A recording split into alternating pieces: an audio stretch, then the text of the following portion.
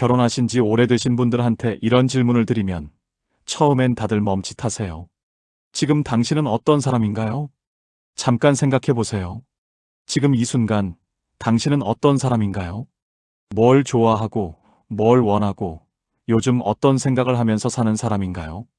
좋아하는 음식이 뭔지, 가고 싶은 곳이 어딘지, 혼자 있을 때 뭘 하고 싶은지, 이런 것들이 바로 떠오르세요? 이 질문에 바로 답이 나오는 분이라면 오늘 영상은 그냥 편하게 들으셔도 돼요. 그런데 막히는 분이 계시다면 오늘 이 이야기가 꽤 필요한 분이실 거예요. 사실 이 질문에 막히는 건 이상한 일이 아니에요. 수십 년을 배우자 곁에서 살다 보면 어느 순간부터 내가 조금씩 없어지기 시작하거든요. 아주 천천히, 아주 조용하게. 배우자가 좋아하는 반찬 중심으로 밥상이 차려지고, 배우자가 보고 싶어하는 채널로 TV가 켜지고, 배우자의 기분을 먼저 살핀 다음에야 내 말이 나와요. 처음엔 배려였는데 어느 순간부터 그게 그냥 일상이 돼요. 그리고 더 시간이 지나면 내가 원래 뭘 좋아했는지조차 가물가물해져요. 이게 꼭 어느 한쪽만의 이야기가 아니에요. 30년째 아내가 좋아하는 드라마를 틀어주면서 정작 본인은 뭘 보고 싶은지 생각해 본 적 없는 남편. 남편이 가자는 데만 따라다니다 보니 본인이 가고 싶은 데가 어딘지 모르게 된 아내. 저는 이런 분들을 정말 많이 봤어요. 그리고 이런 분들한테서 공통적으로 발견되는 게 있어요. 관계 안에서 자신이 점점 가벼워진다는 거예요. 배우자가 나를 가볍게 여기는 게 아니에요. 내가 나를 가볍게 여기기 시작하는 거예요. 내 취향, 내 의견, 내 감정을 자꾸 뒤로 미루다 보면 어느 순간 그것들이 별로 중요하지 않은 것처럼 느껴져요. 그 순간부터 나는 관계 안에서 무게를 잃어요. 그리고 무게를 잃은 사람은 아무리 오래 함께 살아온 배우자한테도 조금씩 소홀히 대우받기 시작해요. 이게 어느 날 갑자기 생기는 일이 아니에요. 아주 오랜 시간에 걸쳐서 아주 작은 것들이 쌓이고 쌓여서 그렇게 돼요. 이게 배우자가 나쁜 사람이라서가 아니에요. 사람은 본능적으로 자기 자신을 소중히 여기는 사람을 소중히 여기게 돼 있어요. 내가 나를 소홀히 하면 주변도 나를 소홀히 해요. 이건 참 냉정하지만 참 사실인 이야기예요. 뜨끔하셨죠? 그러니까 결국 이 이야기는 배우자에 관한 게 아니에요. 나에 관한 이야기예요. 내가 나를 얼마나 지키고 있느냐의 문제예요. 배우자도 남이다 라는 말이 있어요. 차갑게 들리죠? 처음 이 말을 들으면 불편하게 느끼시는 분들이 많아요. 평생을 함께 살아온 사람을 남이라고 하다니 싶으신 거예요. 그런데 저는 이 말의 진짜 뜻이 이거라고 생각해요.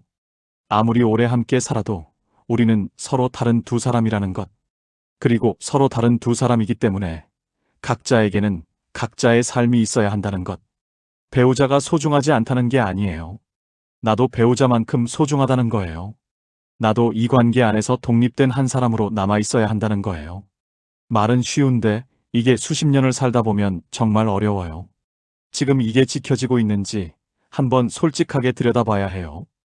여기서 잠깐 아주 불편한 질문을 하나 드릴게요. 지금 배우자가 당신한테 고맙다고 말하는 게 당신이 소중한 사람이라서인가요? 아니면 당신이 늘 맞춰주니까 그냥 당연하게 여기는 건가요? 이 두 가지는 겉으로 비슷해 보이지만 완전히 달라요. 첫 번째는 내가 존재하기 때문에 생기는 감사함이고, 두 번째는 내가 없어도 굴러가는 시스템에 대한 무감각이에요. 오래된 부부일수록 어느 순간부터 첫 번째가 사라지고 두 번째만 남는 경우가 많아요. 맞춰주는 게 너무 오래되면 그게 배려가 아니라 그냥 그 사람의 기본값이 돼버리거든요. 기본값은 고마운 게 아니에요. 그냥 있는 거예요. 한번 생각해 보세요. 지난 한 달 동안 배우자가 당신한테 진심으로 고맙다는 말을 한 적이 있었나요? 아니면 당신이 뭔가를 해줬을 때 그냥 당연하다는 듯이 받아들였나요? 이 질문에 선뜻 답이 안 나오신다면 이미 기본값이 돼버린 거예요. 이 지점이에요. 내가 나를 잃기 시작하는 순간이. 그러면 어떻게 해야 하느냐고요? 나를 지킨다는 게 좋은 건 알겠는데 실제로 어떻게 하라는 거냐고. 그 답을 저는 200여 년 전 한 사람에게서 찾았어요. 정약용 선생은 40살의 전라도 강진으로 유배를 떠나 18년을 그곳에서 보냈어요. 가족과 떨어진 채로 아무 권력도 재산도 없이요. 보통 사람이라면 무너져도 이상하지 않을 상황이었어요. 그런데 선생은 무너지지 않았어요. 오히려 그 기간 동안 방대한 저수를 남겼고 두 아들에게 꾸준히 편지를 보냈어요. 그 편지들이 지금도 남아있는데 읽다 보면 한 가지가 계속 눈에 밟혀요. 유배지의 아버지가 집에 있는 아들들한테 이런 태도로 일관하는 거예요. 어떤 처지에 있든 스스로를 잃지 마라. 상황이 너를 규정하게 두지 마라. 이건 선생의 정확한 문구가 아니에요. 편지들 전체에 흐르는 태도를 제가 한 문장으로 옮긴 거예요. 그런데 그 태도만큼은 분명해요. 아무것도 없는 상황에서도 선생은 매일 책을 읽고 글을 썼어요. 누가 알아주지 않아도 돌아갈 기약이 없어도 자기가 해야 할 일을 했어요. 자기 자신을 잃지 않았어요. 그게 18년을 버티게 한 힘이었어요. 저는 그 편지들을 읽으면서 이런 생각을 했어요. 내가 중심을 잡고 있어야 내 곁에 사람들도 의지할 곳이 생긴다. 내가 온전해야 내가 줄 수 있는 것도 생긴다. 나를 지키는 게 결국 가족을 지키는 일이기도 하다는 거예요. 그리고 이건 유배지 이야기가 아니에요. 지금 우리 이야기예요. 그럼 실제로 어떻게 하면 되냐고요? 거창한 게 아니에요. 오늘 점심 배우자가 좋아하는 거 말고 내가 먹고 싶은 걸 먹어보는 것. 오래전에 좋아했다가 어느 순간 슬그머니 접어버린 취미를 다시 꺼내보는 것. 뭐였어요? 화초 키우는 거였나요? 바둑이었나요? 노래였나요?